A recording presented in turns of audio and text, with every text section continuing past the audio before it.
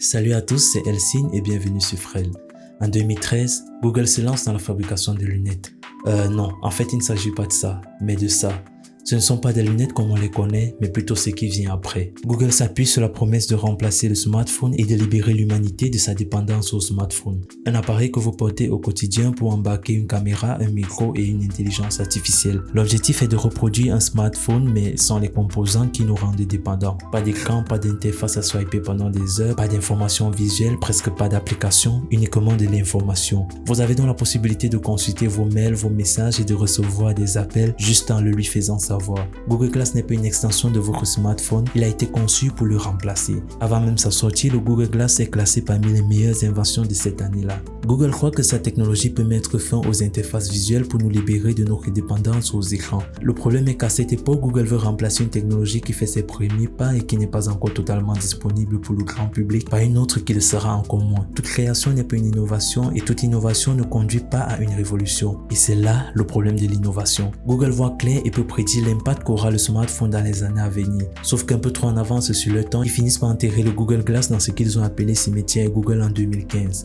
Maintenant, revenons en 2024. On l'a vu, ça fait des années que des entreprises technologiques tentent de créer le produit qui tuera le smartphone ou toute autre technologie. Pour une raison très simple, toutes veulent être à l'origine de la prochaine révolution. La difficulté est que le smartphone, pour ne parler que de lui, est une très bonne technologie qui pose assez peu de problèmes au quotidien. Or, pour convaincre le monde qu'il a besoin d'un nouveau produit, il faut qu'il règle un problème. Et le problème que prétend régler Google, c'est la commodité. Avoir besoin de ses mains pour décrocher un appel et répondre à un message, les accidents de la route dus au fait que l'attention est portée sur le smartphone, etc.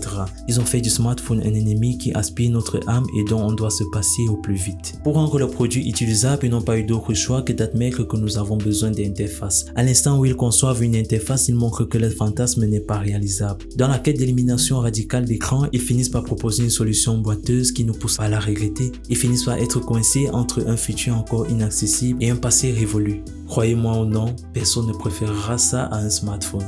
Le problème est qu'il a été conçu pour le tuer et donc s'il ne le remplace pas, il n'a aucun intérêt. Le Google Glass ne fait rien que vous ne puissiez pas déjà faire et ce rien valait $1500. À défaut de tuer le smartphone, le Google Glass s'est tué lui-même. Ce qui est dommage parce que la promesse était intéressante mais le résultat est logique. Vous savez pourquoi Apple est à l'origine de tellement de transitions technologiques sans toutefois donner le sentiment d'être révolutionnaire? C'est précisément parce qu'ils ne donnent pas l'impression d'être révolutionnaires qu'ils le sont. Le design idéal se situe entre les solutions nouvelles et celles qui nous sont familières. Si vous êtes trop familier, le public vous regarde sans vous voir. Si vous êtes trop novateur, il vous ignore. Un bon produit se situe entre les deux. Le meilleur moyen de changer les choses est de ne pas trop les changer. Il n'y a aucun doute que l'intelligence artificielle sera une partie considérable de nos interactions avec la technologie.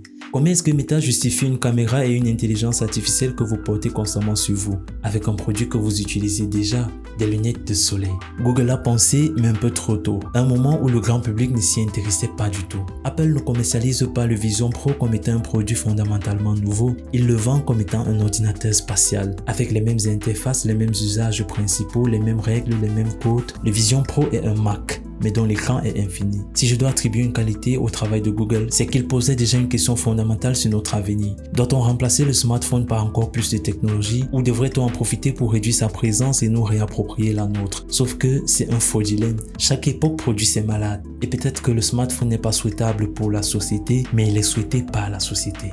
Les gens aiment leur smartphone, ils aiment leurs écrans, ils adorent consommer du contenu visuel parce que l'humain est un être visuel. Google veut réparer une société qui n'a pas envie de l'être. La vision de Google est tellement aveuglée parce qu'il désire qu'il ignore celui dans lequel nous vivons. Les craintes que la technologie soit trop intrusive ignorent souvent les avantages qu'elle nous offre. La question n'est pas de savoir si on devrait réduire la présence des technologies, on ne le fera pas. Le défi est de trouver comment faire pour nous réapproprier notre présence malgré la technologie, comment l'intégrer à notre réalité sans nous déconnecter du monde physique. Aujourd'hui, avec l'avancée du GPS, quand vous ne connaissez pas un trajet, il vous est dicté par votre smartphone. Mais imaginez que des lunettes projettent un écran devant vos yeux pour intégrer des indications visuelles dans votre champ de vision réel. La technologie est toujours présente, mais elle est presque transparente pour ne jamais vous couper du monde. Le sujet, c'est pas qui l'a fait avant, parce que vous me direz Google. C'est pas non plus notre dépendance aux écrans, mais la place qu'on les donne. Brouiller la frontière entre ce qui relève du réel et du virtuel est le meilleur moyen de s'approprier le réel. C'est ce qu'on appelle informatique ambiante. Une technologie technologie omniprésente et presque imperceptible qui s'intègre à notre environnement. Paradoxalement, le Google Glass de Google défend la même ambition que Apple avec le Vision Pro, mais avec une méthode différente, avec plus de fonctionnalités sans changer ce qu'on connaît déjà, mais en le faisant partie intégrante de nous et de notre environnement. Apple l'a fait et ça au moment opportun. Ils ont réalisé le rêve de Google d'autrefois au moment où les consommateurs lui portent un réel intérêt et c'est là la clé de l'innovation. Le défi de chaque innovation est de trouver l'équilibre, de veiller à ce que son omniprésence ne nous isole pas de la réalité. Je conçois parfaitement que l'idée de regarder le monde à travers des écrans puisse être effrayante, mais nous adoptons une technologie pour la valeur concrète qu'elle apporte à nos vies. Si une technologie peut améliorer notre vision du monde, alors elle sera adoptée, quelle que soit l'inconnu dans laquelle elle nous plonge. L'évolution du smartphone ne passera sans doute pas par le retrait des technologies qui ont fait sa longévité, mais par leur multiplication. Les écrans seront toujours là, mais par leur omniprésence, on les aura invisibilisés. Google, grâce au Google Glass, croyait que l'innovation passera par moins de technologies. Je crois que le futur sera dicté par l'illusion de son absence. Attention, c'est un jeu dangereux. Je ne vous demande pas d'accepter cette perspective tout de suite. Je ne suis non plus pas convaincu que ce soit un monde meilleur. Je vous demande juste d'y réfléchir. Salut à tous, c'était Elsine. À la prochaine.